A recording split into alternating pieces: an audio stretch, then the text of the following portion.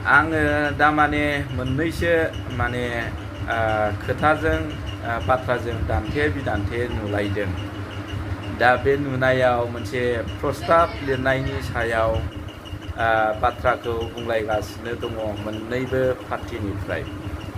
सोरबाया फेसबुकनि गेजेरजों होनदों बियो BPFनि बानायनाय दालां, बियो BPF समावनो बानायनाय लामा, आरो UPPL दोलोनिफ्रायबो दिनै बेखौनो बुंदों बियो सरकारानो गैला, दा जों सरकारखौसो बेबायदि बुंबाय होनलायनाय जादों। दा उन्नति खामानिखौ मावदों UPPLआ होननानै बुंनानै लागासिनो दङ।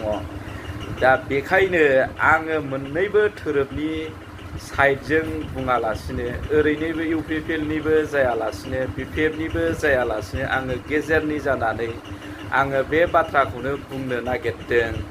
मानो होनबा आङो बेखौनो बुंनो नागिरदों दि ओरैबायदि खालामोबा मोजां जागोन नामा, बिदि गावजों गाव बाथ्राजों दान्थे बिदान्थे खालामलायालासिनो होननानै आं सानदों।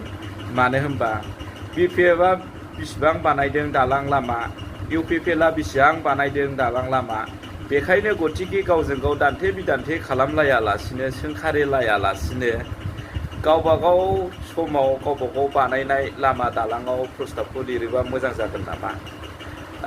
UPPL दोलोआबो UPPL दोलोनिफ्राय जेसेबांनाखि बानायदों गावबागाव बानायनाय लामा दालाङाव गावबागाव प्रस्ताबखौ लिरोबा मोजां जागोन नामा। आरो BPFआ बिसिबां बानायदों BPFआबो गावबागाव बानायनाय लामा गावबागाव बानायनाय दालाङाव प्रस्ताबखौ लिरोबा मोजां जागोन नामा होननानै आं सानदों। मानो होनबा गावजों गाव दान्थे बिदान्थे जालायबाय थास्लायस्लाय बेखौनो रोखा होननानै मिन्थिगोन सोर बांसिन मावदों सोर खमसिन मावदों, नङा होनबा।